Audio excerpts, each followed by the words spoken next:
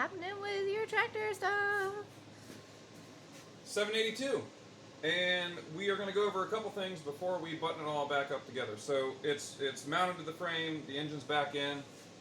We did the rebuild on it, the refresh more or less. So we did pistons, or we did not do pistons, we did rings. We sealed the whole thing up. And we had some people asking about a couple things. So the first thing is oil pressure gauge. If you look in here, we've got a 16th NPT fitting to an 8th NPT fitting to this. So this oil line comes out here. This is a copper line, comes out through the shroud. There's a grommet here, comes through the shroud this way. A little clamp here to hold it nice and tight. Comes through the frame here and then up underneath the dash, and we just coiled the extra material here. And then on the dash, you can see we've got some janky aftermarket crappy oil gauge that really is going to get replaced at some point in time, but right now it's just a functional gauge. But this is a mechanical gauge, it's not electric, so it should be, pretty much reliable as much as these things can be. So it's beautiful. It's just a 2-inch gauge, nothing fancy. No, it's beautiful. Okay, well, it's beautiful. It's beautiful. So there's the oil pressure gauge. It's real easy to run on these tractors because there's a lot of room to run through here and then come down through the firewall. And then if you secure it to the shroud and run a grommet through the shroud, you're done, basically. Next thing, oil drain line, right? So these tractors did not have an oil drain line. They just had a fitting way up underneath here, about where my hand is.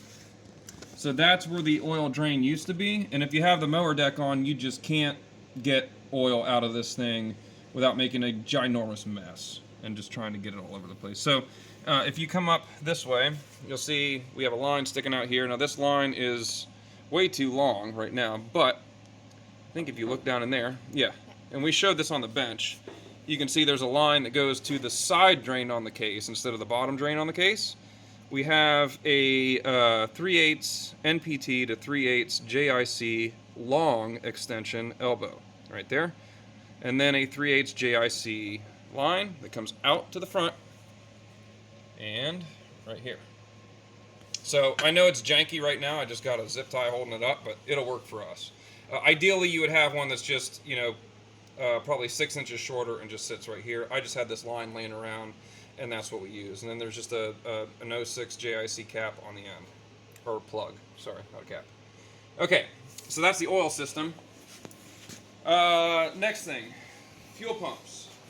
So the fuel pumps on the Kohlers are just they're mechanical fuel pumps. They used to run off of the camshaft down in here, and they're very prone to leaking on the Magnum and the KT engines. You can see way down in there, maybe. Yeah. That's about where the mechanical fuel pump would be. So we put a block-off plate in there, and then we drilled the block-off plate and tapped it for an 1/8 NPT barb, or 1/8 NPT to 1/4 inch barb. That barb is the pulse line from the crankcase that runs out to the fuel pump. So this activates the fuel pump. It pulls fuel from here, which goes back to the tank, original location, and then goes out to the carburetor right here. So that pump will take place of the mechanical fuel pump and is much less susceptible to dumping a bunch of fuel into the crankcase. So that's a big problem with the mechanical pumps, is when they fail, the diaphragm typically will leak a ton of fuel into the crankcase. And when that happens, you fill the crankcase with fuel, you dilute the oil, and you can hydrolock the engine. And if you run it and you don't know about it, then you also run the risk of throwing a rod or something like that, losing your oil pressure, all kinds of stuff. So we put a pulse pump in on this one. I've done the electrical ones before, and I like the electrical ones a lot, but I wanted to try something that didn't quite require an electric pump, so we're going to try this one. It seems to work pretty well. What else? So we did the 2 oil systems, we did the fuel system change, and then the hour meter. That's right. So when we took the oil gauge and put it in place of the factory hour meter. I'm gonna just take the light off for now. It's not really helping. So the factory hour meter was just pooched. It showed 258 hours, and this thing has got probably 1,258, or if not more. I mean, this thing's got tons of hours on it. So this thing was pooched, and it used to live here. Now the oil gauge lives there. And to relocate the hour meter, we showed this on a separate video, but I just wanted to go over it again.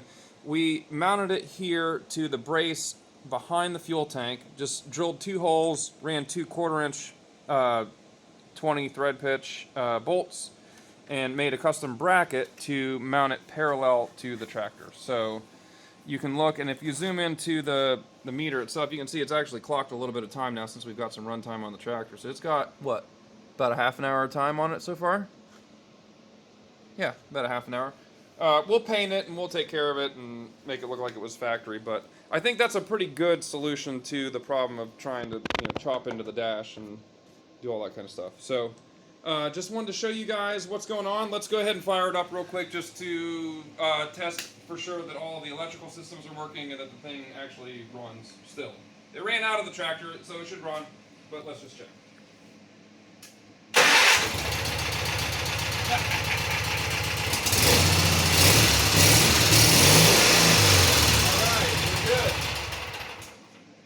Good. Let's put it back together. Yay! Thanks for coming along, guys. We appreciate it.